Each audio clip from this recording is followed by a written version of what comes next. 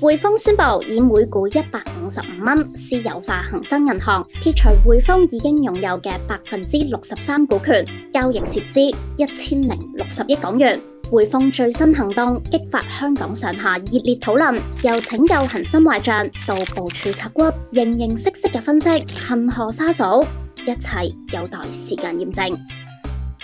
睇返過去30幾年，匯豐數百億港元計嘅大雕唔算多，但幾乎每次都會改寫匯豐命運。水晶球我哋冇，但或者可以從歷史攞到一啲 insights。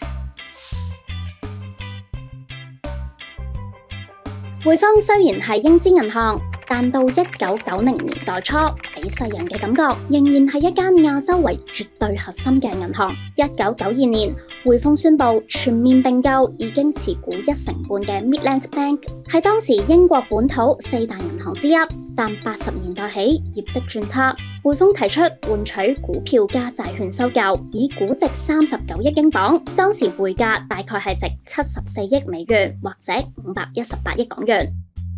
完成交易之後，匯豐一舉成為英國最大銀行，並由香港遷冊去到英國。到1999年，完全取替 Midland Bank 品牌，連同90代末，匯豐以更加大嘅交易規模收購法國商業信貸銀行、紐約共和國國家銀行，把握當時銀行去監管化、全球化風潮，成為全球知名嘅國際銀行。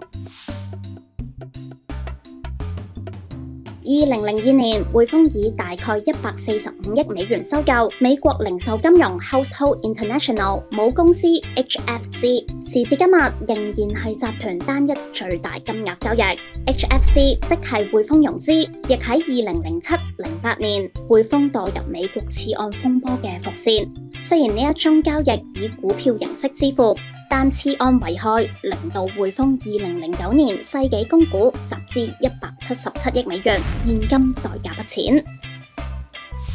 睇返私有化恒生交易，匯豐入主60年，恒生規模日益壯大。現任 CEO 艾喬治2005年加入匯豐，長年喺歐洲、中東做嘢，舊年由 CFO 升任為掌舵人。要浪漫地諗，佢有情意結構恒生，似乎無跡可尋。點樣開源節流，整靚盤數，令到估值1.8倍市賬率交易傾點數，先符合呢一位打工皇帝角色。